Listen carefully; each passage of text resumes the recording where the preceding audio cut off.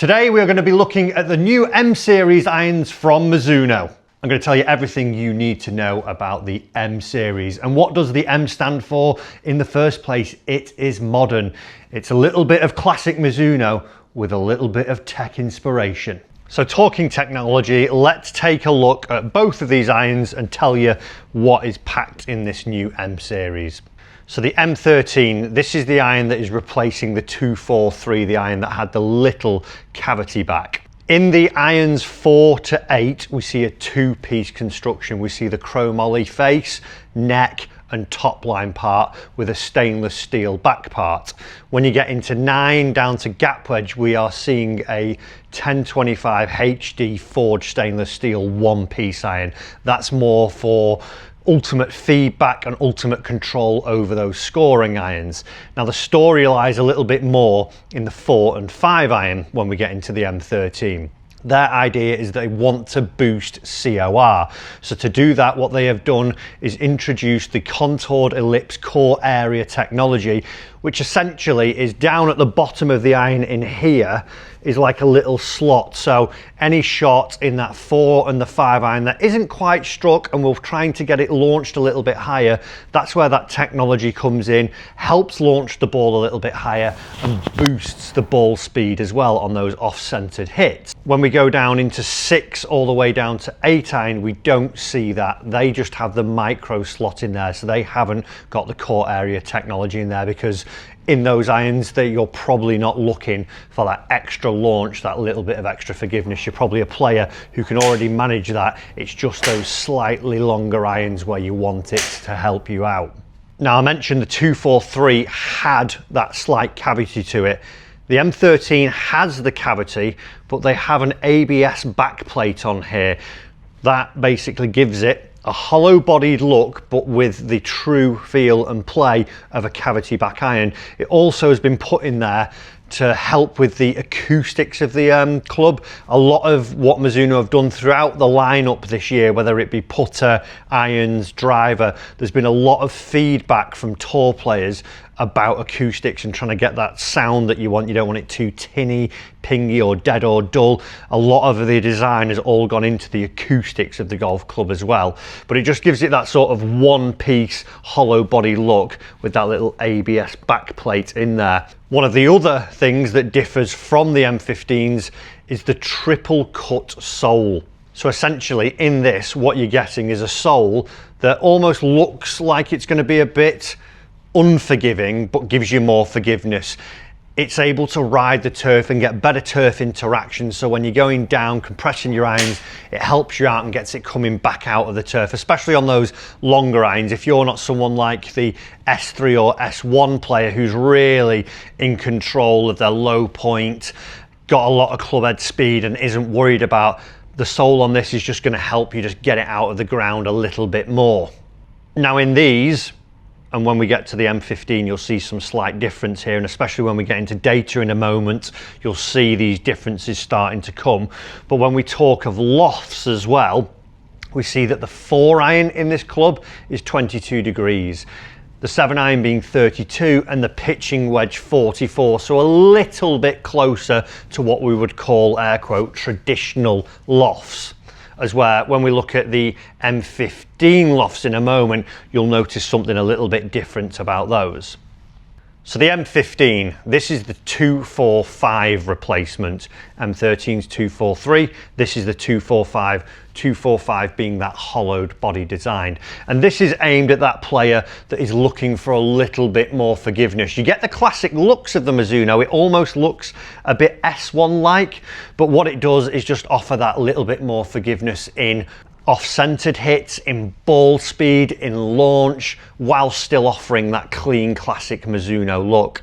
Now compared to the M13, it does have a slightly thicker top line, the sole's a little bit wider, and overall the profile just looks a little bit bigger. It's not massive, let's say, compared to a JPX, it still looks considerably smaller to one of those, but overall it's just that tiny bit bigger than the M13. Now, in terms of the head makeup technology, what we see is that from 4 to 8 iron, we're seeing the chromoly face, we're seeing the chromoly neck and top line, with that secondary piece being the stainless steel back part. In irons 4 down to 8, we see that they are hollow bodied. In the 8 iron, there is no weight. In the 4 iron down to the 7 iron, there is a nickel weight, with the 4 iron and the 5 iron being half a gram heavier. The reason for that, as I alluded to earlier, is to help with that launch. We want to see ball speeds up, we want to see launch up, and we want to see distance and forgiveness maximized on those longer irons. The harder to hit irons, you're just getting that little bit more from them. When you go down into the 6 and the 7 iron, they still have the nickel weight, but it just drops half a gram because you're not looking for that launch aspect. You're looking for a little bit more controllability in those. 8 iron still hollow bodied without the nickel weight, and then when we move into the 9 iron to the gap wedge, we see that they are a one-piece forged club. Reasoning for this is that when we get into the scoring end of the bag, we want to be able to lower the flight and we want to be able to control the shots as we're going in. We're not looking for forgiveness, we're actually looking for scoreability and control over the shots. Now, when we do look at the lofts in these, again, this is leaning on that little bit more of a distance side, that player that might not have as much swing speed or as much ability to find that center point every single time. So when we do get a little bit off struck, we want to see that we're still going to get a little bit out of it. So the 4 iron, 20 degrees, 7 iron, 29 degrees, and the pitching wedge at 43 degrees. So a little bit stronger. And again, when we see data in a minute, you'll see how this acts from both M13 to M15. So it's data time. What we want to know is how far these things are going, what the off-centered strikes are like, and if those characteristics we know about the tech, i.e. seeing that launch, seeing that speed, seeing that forgiveness, is that actually marrying up to what the tape is telling us. So M15 first, I'm going to hit a load of shots here, and then I'm going to jump back and we'll go through the data. I think the first thing to note is, for me, like I say, that sort of slightly larger profile, that top line looking a little bit bigger, and toe to heel just looking a little bit bigger. Not massive amounts of offset, but it does look like it's going to be forgiving, this one, as soon as you put it in behind the ball. But let's see if that's the case. 180 to the green. I'm expecting to fly it. That was a nice strike. Felt good, that traditional Mizuno forged feel.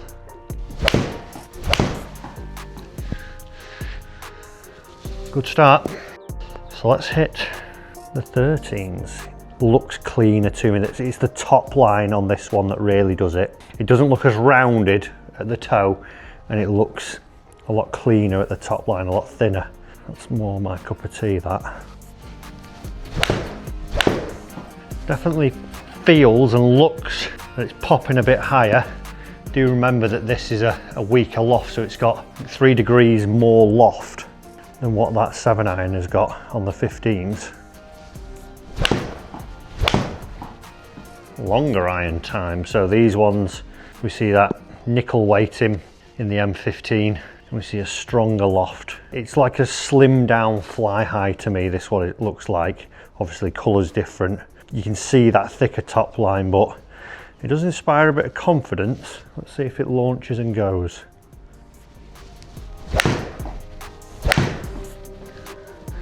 Those first two have been a little bit high on the face. I'll see if I can get the strike. You can sort of see the strike mark there a little bit high, and numbers still out there. That's a better one. That is so easy to launch. It's consistent as well, which is good. I mean, very similar strike location and very similar numbers on each one. So now into the M13 4 iron. And very much like going from 7 iron to 7 iron, you just a noticeable sort of slightly squarer toe, and then that slightly thinner top line. You put that next to the S3 though, I mean, this looks huge compared to the S3. Just looks like you're going to get away with a lot.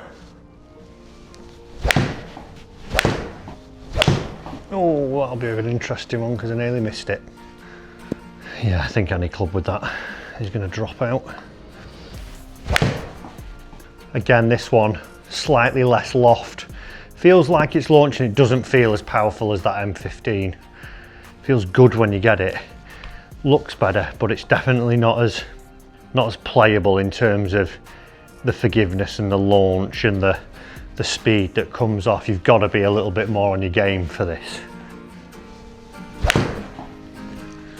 when you do hit it, my gosh, it's lovely. That's like perfect for me there. So let's take a look at some of the numbers. I've been trying these irons. I actually have the 4 and the 5 iron, like I say, in my bag already. And I've noticed definitely a bit more forgiveness from that S3 model. I've not hit the M15 since being in Atlanta, and I just remember those being powerful. So some shots here you'll see me going through, but let's take a look at what the numbers are saying. Remember, M15, forgiveness, speed, launch, distance. M13, still getting those capabilities, just watered down slightly with just a slightly thinner look, not as faster faces, not having that launch capability like we would maybe see from the M15 in terms of the distance and the launch. But what do the numbers say? Well, interestingly, and I don't think it's any surprise here really, when we go 7 iron by 7 iron, M15 comes out longer by 6 yards, 6.8 yards to be exact, which I expected. A couple of miles an hour faster in the ball speed department. Launch just slightly down. Remember, M13 has that slightly weaker loft, so 3 degrees between those, so I would expect to see a little bit more launch on the M13 because it has got, you know, essentially closer to what the 8 iron has than the 7 iron in that set there. Spin, very similar, 5,200 for the M15, 5,700 for the M13, which is maybe a tad low for a 7 iron. I'd want to see it maybe around 6,000, which we can see the M13 is getting closer to that when we would go to the S3. That's where I sit, around that 6,000 mark. Interestingly, just a half a mile an hour faster as well with the M15. Maybe that's confidence. We actually see that they're pretty much neck and neck. Well, they are neck and neck, 0.6 difference when we get into the longer irons. So looking at the difference between the numbers and actually what you visually see there, M13 just went straighter. There was one miss hit that was slightly off target, but 3 that were really flagged there. And I would say that that's probably visual. When I look down on the M15, it just looks that little bigger to me, as opposed to where the M13 looks a little bit more at home, and I feel a bit more confident in what I'm going to do with it. Slightly different story though when we get to the longer irons. When you put the longer iron down, it does really inspire a lot of confidence. 4 irons, you know, almost becoming obsolete in a lot of sets now. And that M15 4 iron was just so easy to hit. It launched, it went a long way. It went 212 yards versus 201 yards. So, you know, distance, I was expecting to see that M15 be longer, and we see, you know, the gap get wider there, 8 yards. Now, other things to note with this one as we go through it: ball speed faster with the M15. Again, everything was built towards that. The launch angle as we get into the M15, very close, even though it has got that stronger loft, 17.6 versus 15.7 on those. And the spins pretty much neck and neck, 3,593 versus 387. So not a lot in between the spin there, which is good for something that, you know, is got a lesser loft and a faster speed. I would expect it to spin a little less, but we're still seeing that it's able, through the speed and the launch that it gets of the M15, to keep it up in the air there. So no real surprises. And again, I think what is good, if you looked at going from the Signature Series to the Modern Series, you can blend them, as I'll get onto in a second, but you are getting away, especially in that longer end, you do get away with a little bit more. They just inspire a little bit more confidence. And if you're in the M15, they are, you know, making the game a lot easier in that longer area. So we've seen the data there and we've seen what these are capable of. I think one thing that's worth mentioning as well, and this is something that I've actually done myself, is that you can actually make a little bit of a combo set going on here. So for myself, I've got S3 irons because I don't necessarily want the full forgiveness the M13 has to offer in the lower iron. So I start at 6 iron, but I did want a little bit more forgiveness in those longer irons. So that launch, that slightly off-centered hit that you get with your longer iron, I feel like I just get a little bit more from the M13 if I would do than the S3. And even you could blend in terms of M13 and M15. You might be a 4 iron down to 6 iron in the M15 and then go 7 iron down to the gap wedge in your M13s. The only thing I would say when you are blending the sets and you're going through that process, make sure you have a fitting so you can align the lofts up correctly. It might just take a little bit of tweaking because, as we saw from that data there, just because one's got 4 stamped on it or 7, we're going to see different numbers. So you've just got to make sure that everything's married up in the right specs to get the most out of a combo set. Now, looking at price, where are these coming in? It is a part that everyone wants to know. And golf clubs, you know, they are getting expensive, unfortunately, nowadays. At the moment, these are RRP £240 per club. So if you were looking at a 4 iron to pitching wedge set, that would be hitting the shelves at £1,680.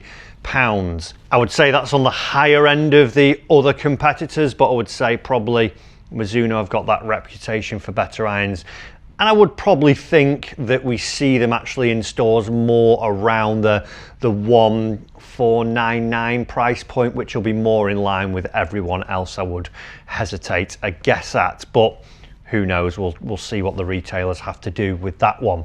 So that is the brand new Mizuno M13 and M15. You know what you need to know about them now. Cost, price, data. Let me know, would you be trying these out? And if you do, one thing I would suggest is definitely go and getting a fitting. Head over onto the Mizuno website and find your local fitter. If you're going to be spending all that money, make sure you're dialed in for your next set. Hope you enjoyed this video, and why not check out another video here where we're looking at some other tech.